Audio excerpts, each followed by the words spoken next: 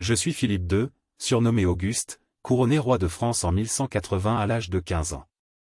Mon règne, qui dura jusqu'en 1223, fut une période de profonde transformation pour le royaume de France, que je m'efforçai de renforcer et d'agrandir. Voici mon histoire, racontée comme je l'ai vécue.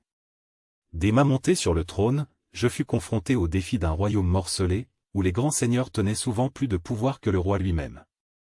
Mon objectif principal fut de centraliser ce pouvoir et d'assurer que la couronne de France reste prééminente parmi les nobles, une tâche que mon père, Louis VII, avait commencée mais qui était loin d'être achevée.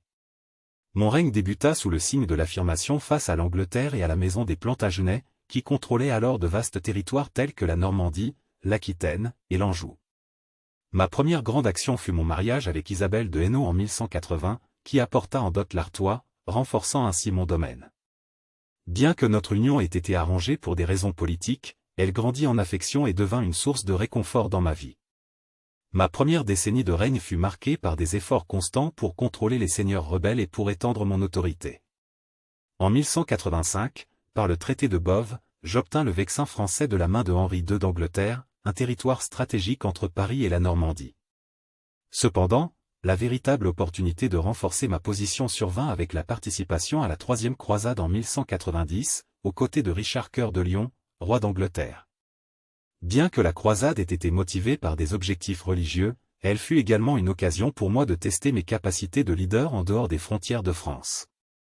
Après la prise d'Acre et malgré des succès notables, je choisis de retourner en France en 1191, en raison de la maladie et des menaces grandissantes contre mes territoires par les ambitions de Richard. La décennie suivante fut une période de conflits et de négociations constantes avec les Plantagenets. À la mort de Richard en 1199, son frère Jean Santerre lui succéda. Moins compétent et populaire que Richard, Jean fut un adversaire plus facile à manœuvrer. J'exploitai ses faiblesses pour lancer des offensives décisives en Normandie, culminant avec la bataille de Bouvines en 1214. Cette victoire fut l'un des plus grands triomphes de mon règne, consolidant mon pouvoir en France et affaiblissant de manière significative les Plantagenets. Sur le plan intérieur, je pris des mesures pour renforcer l'administration royale. J'instaurai un système de baillis et de sénéchaux pour mieux contrôler les provinces, et je soutins l'émergence de communes libres, favorisant le développement économique et diminuant le pouvoir des seigneurs locaux. Ces réformes administratives et financières permirent une centralisation accrue du pouvoir et une meilleure régulation des finances du royaume. En matière de politique matrimoniale, après la mort d'Isabelle, je me remariai à Ingeburge de Danemark en 1193, mais notre union fut rapidement contestée et entraîna mon excommunication par le pape Innocent III. Cette crise ne fut résolue qu'en 1213, après de longues années de disputes, lorsque je me résolus à réintégrer Ingeburge comme reine légitime.